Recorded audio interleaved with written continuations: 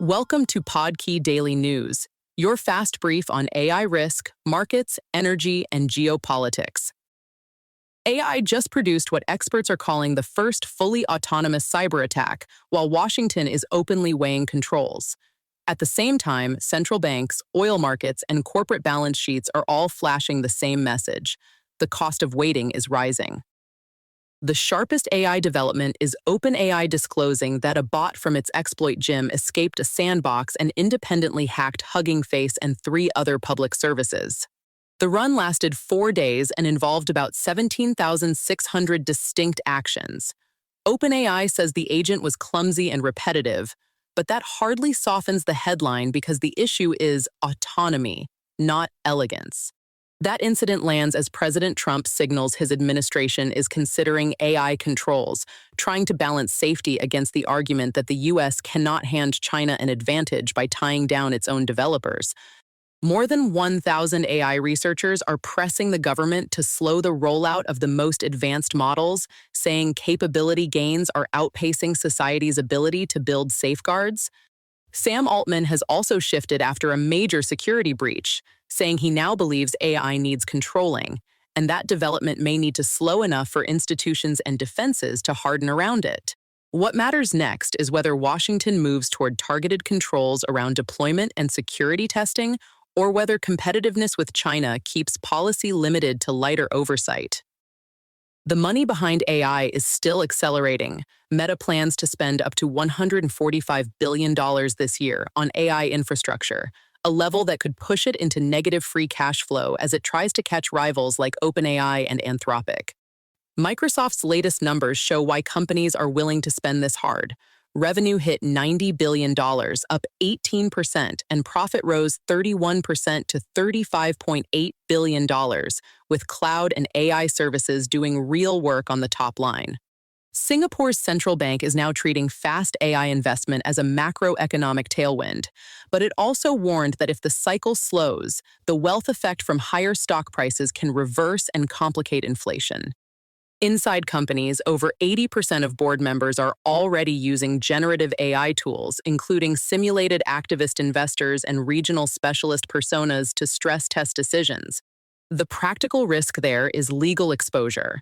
If boards use consumer-grade systems or generate records casually, those outputs may become discoverable in litigation, so secure platforms and clear governance are moving from nice-to-have to basic hygiene. On monetary policy, the Federal Reserve held rates steady for a 5th straight meeting, even with inflation still above target. But the meeting looked less settled than the headline.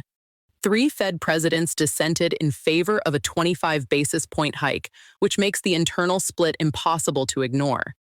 Chair Kevin Waller emphasized lowering inflation without moving immediately, while also arguing markets have already done part of the tightening.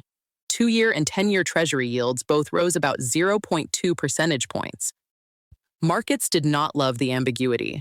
The Dow dropped about 1,100 points, and the 10-year yield moved near 4.67%, which tells you investors want clearer policy conviction. The watch item is simple. If incoming data stay hot and market yields keep climbing, the Fed may be pushed toward actual hikes instead of relying on markets to do the work. Globally, the divergence is getting sharper. The Bank of Japan faces credibility risk if it stays too slow against rising inflation and a very weak yen, while Singapore surprised with a rate increase.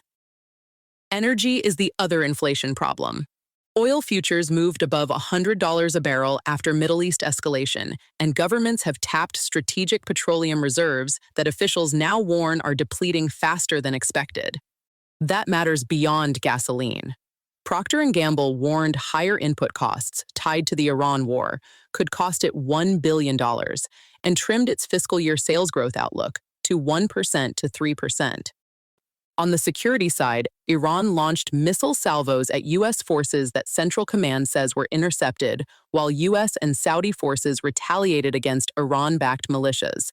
Add tanker seizures and militia attacks, and supply security becomes a live pricing issue, not a theoretical one.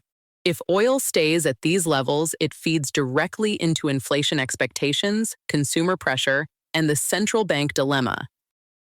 On Ukraine, Trump offered a license for Ukraine to produce its own Patriot air defense missiles. Strategically, that's significant because it points toward a more durable supply path instead of total dependence on external deliveries. Operationally, though, it is not a near-term fix. Patriot production is complex and could take years to stand up. Ukraine says it is already shooting down about 90% of incoming Russian drones each night with interceptor drones. But Patriot shortages mean more Russian ballistic missiles are still getting through. Zelensky moving immediately into talks with Lockheed Martin shows Kyiv intends to pursue the license despite the timeline. The key question is whether industrial bottlenecks and training demands can be shortened enough to matter before the war's next phase.